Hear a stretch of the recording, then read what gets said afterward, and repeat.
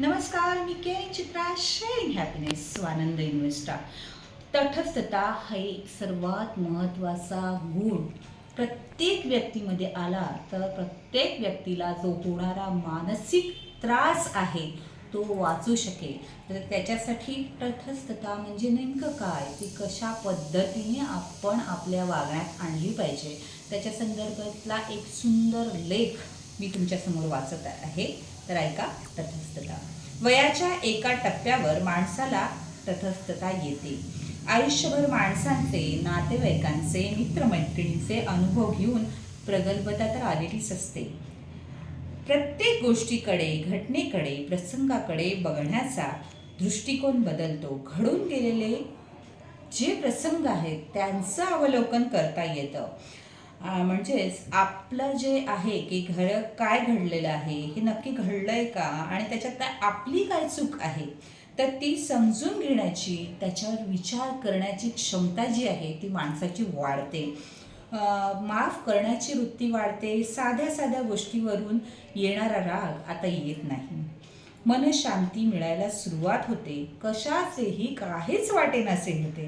आता हे चांगले का वाईट हे घडत असणाऱ्या गोष्टी ठरवतच असतात. येणारा प्रत्येक प्रसंग, घटना मनाला किती लावून घ्यायची याचे जणू काही प्रात्यक्षिकच आपल्याला मिळालेले असते. एखाद्या घटनेकडे तटस्थपणे बघता येते. आपली यामध्ये काय नक्की भूमिका आहे, ती महत्त्वाची आहे का, आपल्या मताची इथे गरज आहे का, हे सगळे समजून घेता येते. त्याची उत्तरं मिळत राहतात. जी उत्तरं मिळतात त्याने आपल्याला तटस्थपणे वागता येते आणि जगताही येते. आता वारंवार डोळ्यात येणारे पाणी थोपवण्याची कला अवगत झालेली असतेच. आपले कोण, परके कोण जे आहेत ती खरंच आपली आहेत का, किंवा मग जी होती ती आपलीच होती का? त्यांच्यासाठी आपण डोळ्यात आणत होतो ती माणसं आता आपली राहिलेली नाही आहेत. आपल्याला हवी तशी माणसं वागतच नाही हे समजायला लागतं. मग अपेक्षांचं ओझं हळूहळू कमी व्हायला लागतं आणि एक अंतर आपोआपच तयार होतं. हा आलेला एकटेपणा आता मात्र जास्त सुंदर दिसतो. कुणाचेही बंधन नाही, ही अपेक्षा नाही, आणि त्यामुळे होणारं मानसिक दुःखही नाही. त्यामुळे वागण्यातला ओलावा आता मात्र कमी कमी होत जातो. बोलणंही आपोआप कमी होतं. कर्तव्य भावनेतून काही गोष्टी केल्या जातात पण त्यातली गुंतवणूक फार कमी होते. त्यामुळे अगदी तटस्थ राहून जग पाहता येत आहे आपल्याला. आपल्या आजूबाजूला गोतावळा आपोआपच कमी होतो. आपले आपण उरत जातो आणि हा जो आत्ता आलेला एकटेपणा आहे ना, तो आपल्याला जास्त सुंदर वाटतो. जरा जास्त सुंदर जग दिसायला लागतं.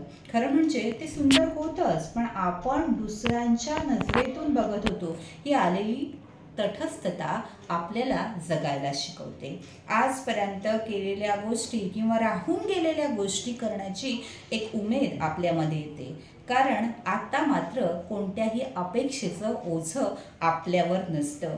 कोण काय म्हणेल याची भीतीही नसते. कुणाला आपण बांधील नसतो.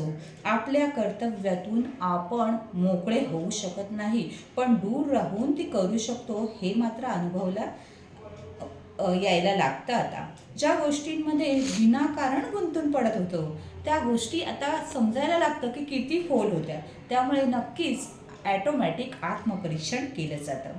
नव्या आयुष्याला सुरुवात होते. आता माहीत झालेलं असतं की कसं जगलं पाहिजे, काय केलं पाहिजे आणि काय नाही केलं पाहिजे, हे सर्वात महत्त्वाचं. त्यामुळे आयुष्याच्या एका टप्प्यावर आलेली ही तटस्थता अगदी सुंदर वाटायला लागते.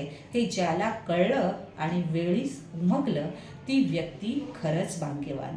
तर अजूनही तुम्हाला या तटस्थतेबद्दल काय वाटतंय, आणि ही तटस्थता आपल्यात आली तर आपल्यासाठी सगळं किती सुंदर होईल, त्याच्याबद्दल तुमचं काय मत आहे ते मला नक्कीच या कमेंट बॉक्समध्ये सांगा. सो वन्स अगेन, मी केअरिंग चित्रा, शेअरिंग हॅपीनेस, स्वानंद इन्व्हेस्टा.